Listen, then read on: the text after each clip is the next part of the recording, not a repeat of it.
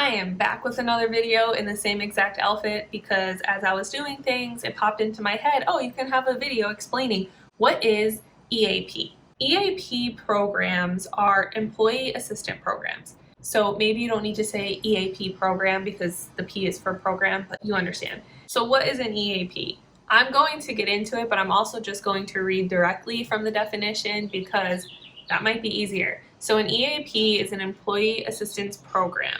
An employee assistant program in the United States generally offers free and confidential assessments, short-term counseling, referrals, and follow-up services to employees. An EAP specifically for employees of a company. So sometimes a company will sign up with a therapy company and they'll say, okay, we want to be able to offer our employees therapy, but it'll be for a limited amount of time. Different plans work differently, so they're not all the same. But this is just an example. A company might offer 10 sessions where you can go to therapy. It's completely free. You don't have to use your insurance. All you have to do is show up. You have your 10 sessions. Let's say something comes up in life. You want to talk about it. There's some major change.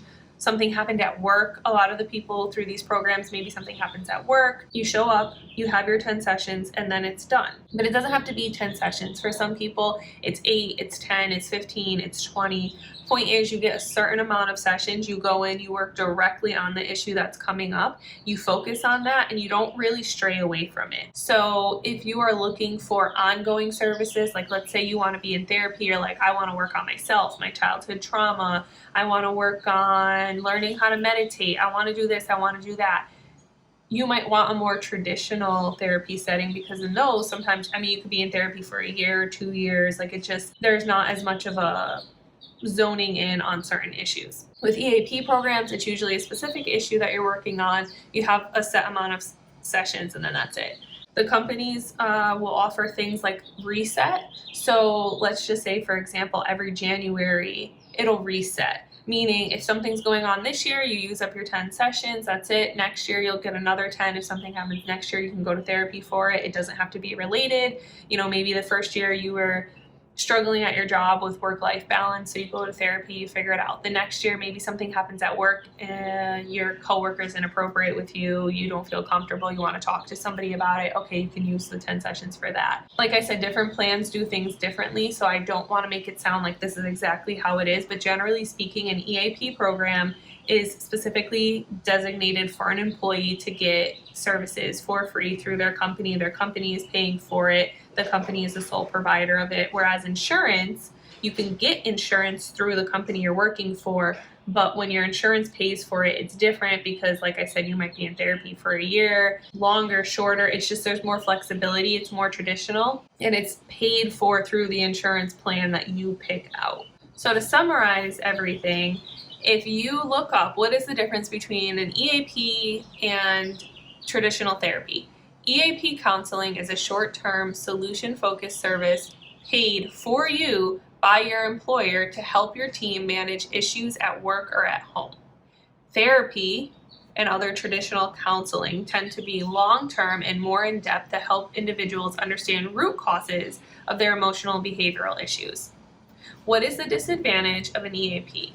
The disadvantage is that it tends to be short term. So if you're looking for something extended, you don't have that flexibility. Your employer will pick, like, we offer this many sessions. Once you run out, you run out. And then it also says there could be issues with non-confidentiality. So to address that, I, as your therapist, am not going to go to your manager and tell your manager what you're talking about in therapy. However, if you're using these services through your company is going to know you're using the services. So technically, yes, they'll know that you're in therapy, but the therapist is not going to say, hey, by the way, your employee came to me and told me X, Y, and Z, right? Because there's still confidentiality in it. It's just that when you use a service, they know that you're using the service that's provided.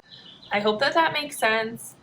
Again, if you have questions, you can go to your own HR and ask about it, or if you have insurance, you can call your insurance, ask what they provide, because not every plan includes therapy.